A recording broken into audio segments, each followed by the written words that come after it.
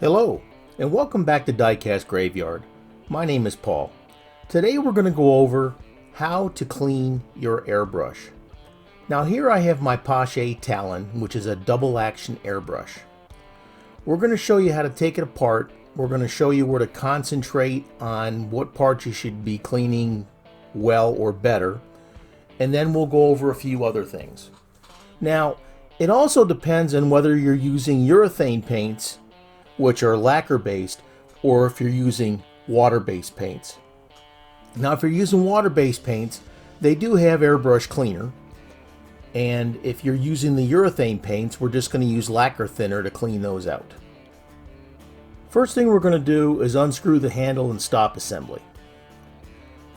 Then we're going to take off the needle retainer and pull the needle out. A lot of the times when you're cleaning your airbrush, the needle is what is the most dirty.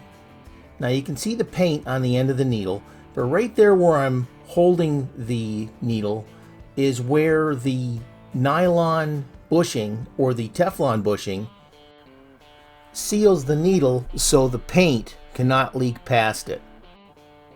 If that bushing wasn't there, the paint would leak past it and fill the whole back end of your airbrush with paint. And of course, that's when you're going to have problems. So that's usually one of the first things that wear out in your airbrush is the bushing. Now, I'm going to go ahead and show you here. That is where your bushing is located. Those can be replaced depending on the type of gun you have if you wear it out over time. Now, I've had airbrushes that hadn't need replacing the bushing for almost 10 years. So you definitely just want to make sure that you keep it clean. We've unscrewed the needle retainer and we're taking out the rocker assembly for the trigger. Here you've got your spring, which helps keep tension on your trigger also. So you have to make sure those are clean, so you want to take them apart. Maybe put a little bit of oil inside where the spring is. This phase right here is where you're inspecting your airbrush to see what necessarily has to be clean. Now you may want to take a pipe cleaner with some fluid and run it down the center of that rocker assembly. Go ahead and take out your trigger, and then we're going to disconnect the hose. Right here, make sure it's not hooked up to your compressor because it'll start flying all over the place. Here we're going to take off the needle protector on the end. And then we're going to take off the air cap. Alright, this one's on just a little bit tight. Take you a pair of pliers. Don't dig them into the air cap there because you don't want to mar it up. Just lightly. There you go. I don't know how it got so tight, but it did. Now you're going to take off the nozzle. This nozzle tip is where obviously the paint comes out, and it also helps to seat the needle to where it's centered inside that nozzle. Now this little wrench here is going to take that off. The nozzle is also one of the parts that tends to wear out pretty fast. But what's good about these Pache airbrushes and some good quality airbrushes is that you can change the parts out. Now you can see where the paint's all gummed up here, but now we're going to look down the center and it looks pretty clear. But once you get some fluid in there to clean it, in this case lacquer thinner, you're going to take your needle and you're going to run it in and out of that nozzle tip, and you're going to try and get out any residue that's built all along the insides of that nozzle tip. It's actually in pretty good shape. But like I said, these nozzle tips are what wear out very, very quick. So you got to be careful. Here's your main body.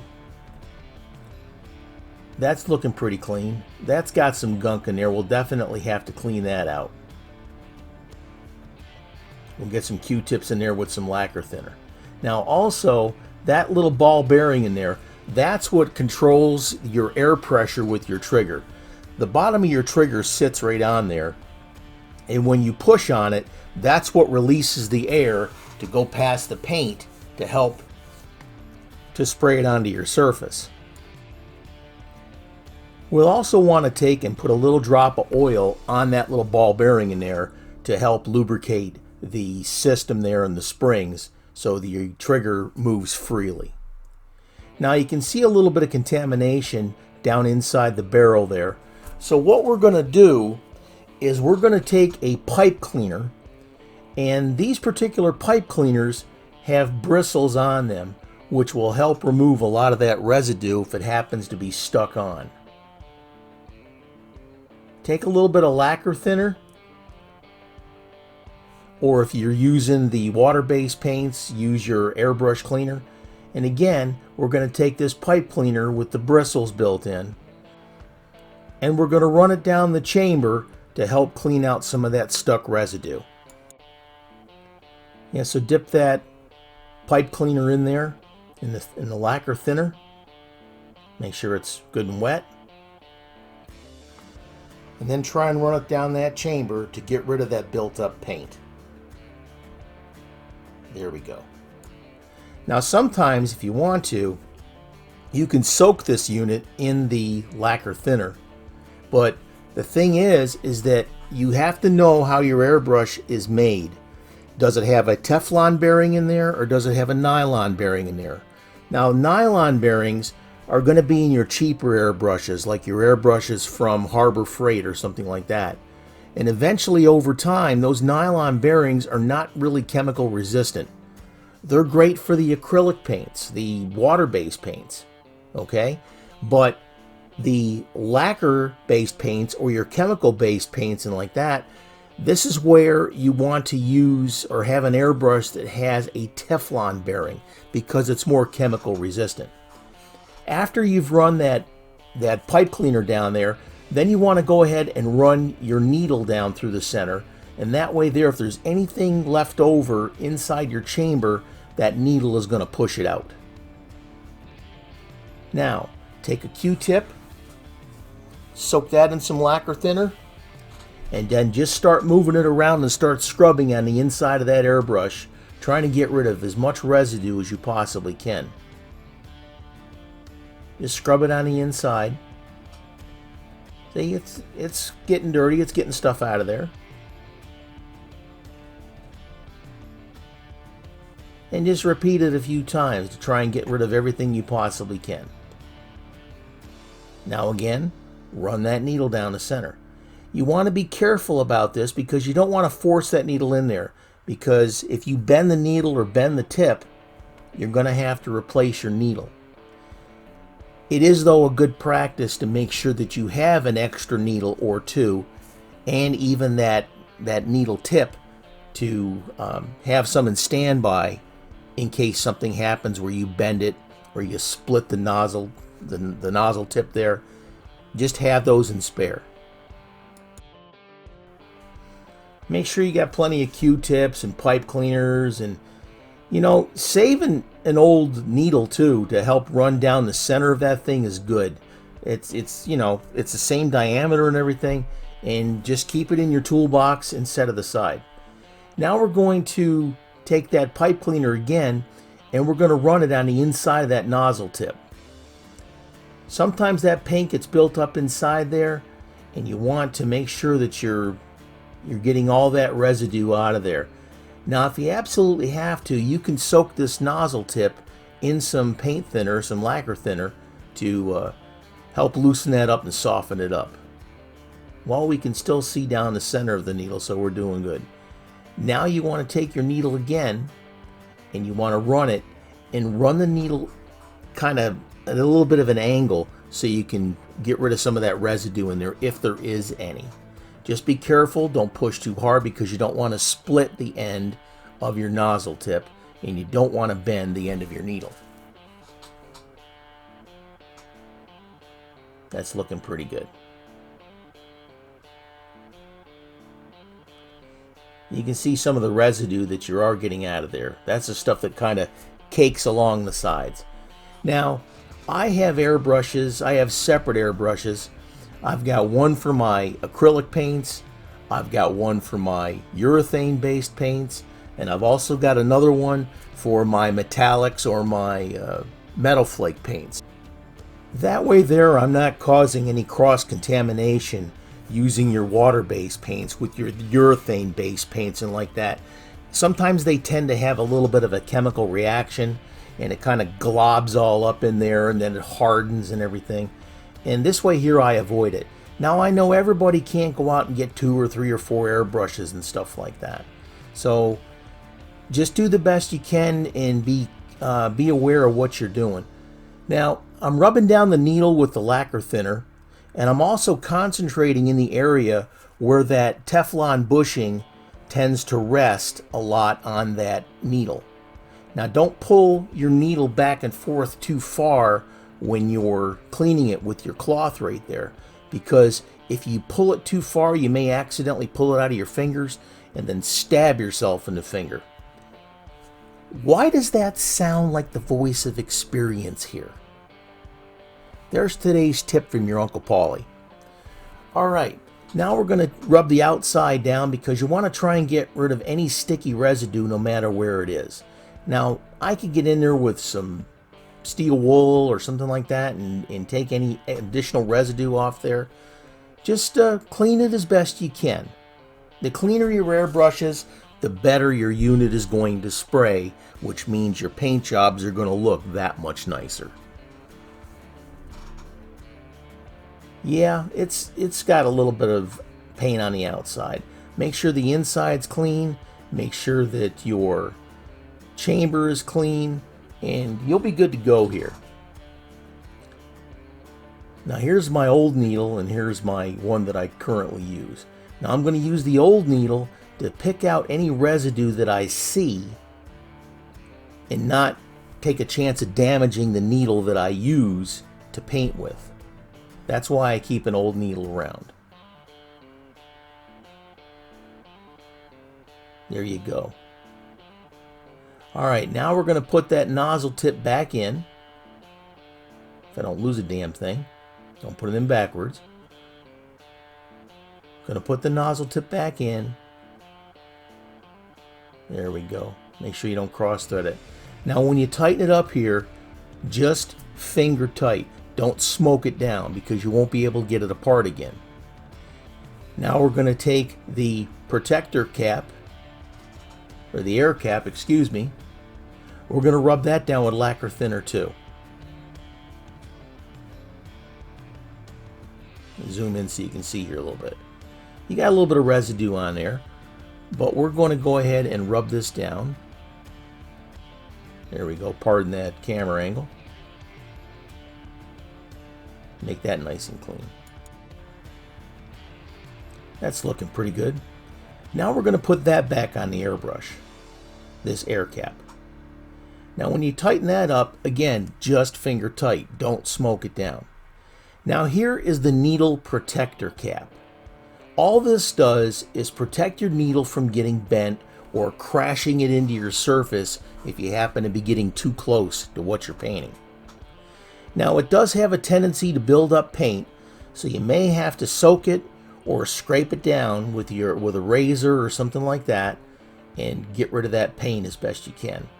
Now the Q-tip with the lacquer thinner on it will get rid of a lot of it, but again, sometimes you may have to soak it down to get rid of that residue on there and then rub it down or use your little razor knife here and scrape off any excess paint. Sometimes it'll take a few minutes to get that stuff on there if you haven't addressed it in a while. So it's best to try and clean it up as best you can when you're done painting for the day or the evening or whatever. Now if you absolutely have to, unscrew it and then put it in a small cup with some paint thinner in it and let it soak overnight, and it should come out really easy. That's starting to look awesome. Just don't stab yourself in the finger. Tip number 2 from your Uncle Paulie. There you go. That's looking pretty good. Now guys, if you have any questions about airbrushes and things like that, I've been airbrushing about 30 years. I was living down here in Florida, painting t-shirts for the tourists and stuff like that. I also had a freelance job where I was an instructor at Airbrush Getaways for Airbrush Action Magazine. And I met a lot of friends along the way and learned a lot of things. So I'm pretty well versed in airbrushes. Now, you don't want to get oil in the front of your airbrush. Now I'm just going to put a little bit of lubrication here on that spring that controls the air where your trigger rests. And you might want to put just a little tiny bit around where your needle is going to meet your nylon or your Teflon bushing. And just a little tiny bit. You don't want to get it up around the needle, because if you do that, it'll get into your paint and it'll contaminate your paint, and you're going to have blotches all over the place where your paint and your oil are sprayed onto your car, and you're not going to be able to get a good paint job. Here we'll take our rocker assembly, we'll put the spring back on. Might want to rub a light coat of oil on that. Put your housing on and your needle retainer and slightly screw that together. Make sure your trigger is resting on the air valve. Put your rocker assembly in. Make sure that the tip comes outside of the slot there. Hold it backwards with your trigger and then screw it in.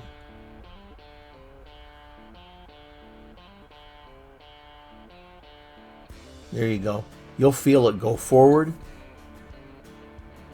That's excellent right there. There you go. Now we're going to take our needle, rub it down one more time with some lacquer thinner in case there's any residue on there that we missed. Now they do have special oils that you can buy for your airbrush, and I'll research that and I'll bring it up in one of the next videos. I just didn't happen to have it with me right now. But it tends to not react with your paint. You just don't want to saturate your needle. I'm putting a little bit of oil right around where the Teflon bearing is going to be, and then the back end of the needle. Just rub away any excess and anything that's forward of where your bearing's going to be. Feed that into the back of your needle holding assembly. There you go. Make sure it's all the way forward. Hold it with your finger and then tighten it up. Don't smoke this down, because if you do, you're going to have a hell of a time getting this thing apart. Trust me on this one, okay? Put your handle back on. Test everything out. There you go. Your airbrush is now clean. Again, folks, if you have any questions whatsoever, please don't hesitate to contact me, and I'll be happy to answer anything for you. Now, you're going to go ahead and put your hose on. If I don't drop it again. Finger tight only. Just make sure it's not leaking air.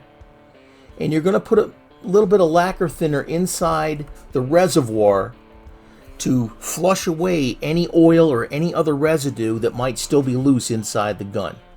And again, the most important thing here is that you're going to flush out any of the oil that you may have gotten on your needle. That way there, when you go to put paint through your gun, it's not contaminated with oil. That's looking pretty good. Please leave any questions you have in the comments. And like I said, I read them all. And if I've got an answer for you, then I will get back with you with the answer. And hey, thanks for joining me here today on how to clean your airbrush.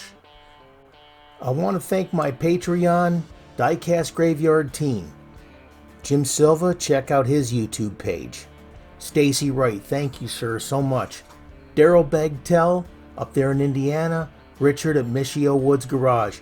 Check him out. He sells Hot Wheels and other cars on his Facebook page. I'd like to thank Aaron Murphy out there in California. Please stay healthy out there, my brother. Ed Ostrander. Thank you, gentlemen. Andrew Hitchens, new member. Bob Denise down there in Southern Florida. Les Jenkins, thank you guys so much. Mortician Level, Jake Rademacher, Sam Pascal, who's laid up in sick at home. Please take care, brother, and get well soon. Not the virus sick, just the cold or a flu, but take care. And Grim Reaper member William K7 Robinson and new member Dale Johnson, thank you so much. I hope this answered a lot of your questions about cleaning an airbrush. Like I said, folks, I'll answer your questions, okay? Have a great day. I hope your family stays healthy during this national crisis. Folks, God bless you and watch over you. Have a great day. Thank you.